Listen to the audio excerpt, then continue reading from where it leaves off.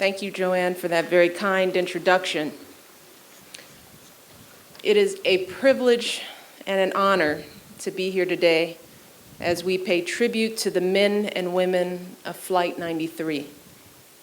I want to acknowledge Secretary Salazar, Governor Rendell, and Gordon Felt, and I want to thank them all for their leadership and for their service.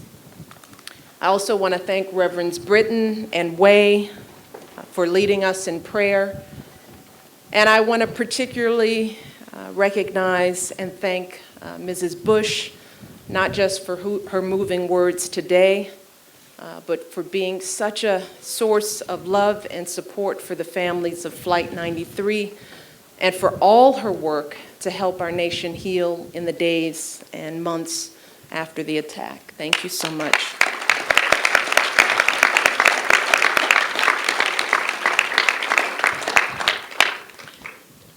I come here today not just as First Lady, on behalf of my husband and a grateful nation. I come as an American, filled with a sense of awe at the heroism of my fellow citizens. I come as a wife, a daughter, and a sister, heartbroken at the loss so many of you have endured. And I come as a mother, thinking about what my daughters and what all of our sons and daughters can learn from the 40 men and women whose memories we honor today. The men and women of Flight 93 were college students and grandparents. They were businessmen, pilots, and flight attendants. There was a writer, an antique dealer, a lawyer, an engineer. They came from all different backgrounds and all walks of life. And they all took a different path to that September morning.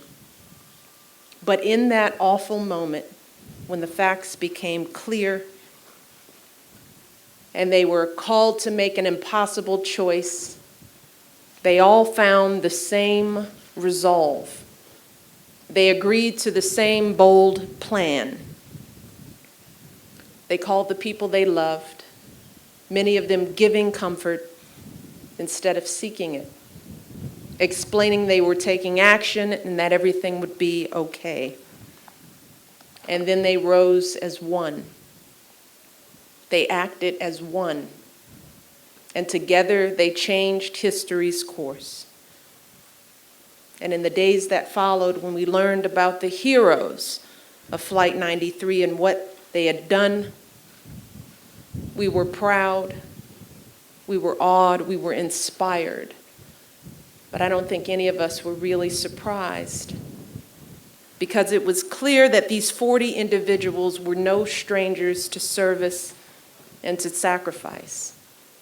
For them, putting others before themselves was nothing new, because they were veterans and coaches and volunteers of all sorts of causes.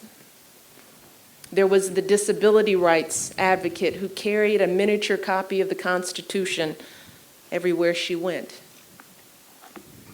There was the census director who used to return to the home she'd canvassed to drop off clothing and food for families in need.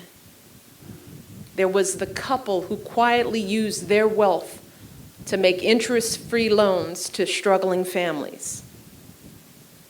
And to this day, they remind us, not just by how they gave their lives, but by how they lived their lives, that being a hero is not just a matter of fate, it's a matter of choice.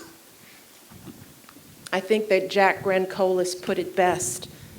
His wife, Lauren, was one of the passengers on the flight, and he said, they were ordinary citizens thrown into a combat situation. No one was a general or a dictator. Their first thought was to be selfless. They knew there was a 98% chance we're not going to make it, but let's save others. The men and women on that plane had never met the people whose lives they would save, yet they willingly made the sacrifice. And before September 11th, the people of this community didn't know any of the families here today, yet they embraced them as their own, inviting them into their homes, guarding this sacred spot day after day, lovingly cataloging every item, memento, every photograph, every letter left at the temporary memorial. And over the past 9 years, more than 1 million people have come here to pay their respects, to express their gratitude, and to try in their own small way to ease the burden of these families' grief by honoring the people they loved. And all of this reminds us that while this memorial begins here in Shanksville, it doesn't end at the edges of this field. It extends to all those they saved, whose lives today are possible because they gave theirs. It extends to all those they inspired, who thought to themselves, if they can do something that extraordinary with their lives, then maybe, just maybe, it's time I made something more of mine. Maybe it's time I wore my country's uniform. Maybe it's time I gave more to my community. Maybe it's time for me to be a better friend, a better neighbor, a better American. And most of all, this memorial extends to all their families whose lives were shaped by their love. And I'm thinking especially today of the children, toddlers who have grown into young men and women, teenagers who've become adults who will one day bring their own children to this place and tell them about the proud legacy they inherit. Sonali Bevan was just 5 years old when she lost her father. And even in the midst of the shock and the heartbreak of first hearing the news, she said to her mother, "I am so sad, but I am not the saddest girl in the whole world because children lost their mommy and daddy." Muriel Borza, who's here with us today, was just 10 when she lost her sister Diora. And in a speech on the 1-year anniversary, she called for a worldwide moment of peace.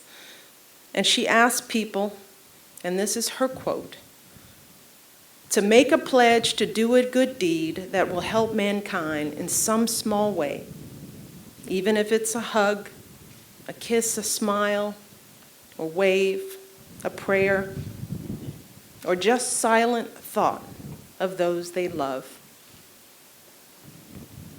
And I know that all the young people here have done their very best to be strong for their families and to hold the memories of their loved ones close and to live their lives in a way that would make them proud.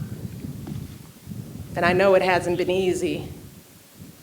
While grief has its own course for each of us, and no one can presume to know what your families have felt, I can imagine that there are days when the pain is still raw,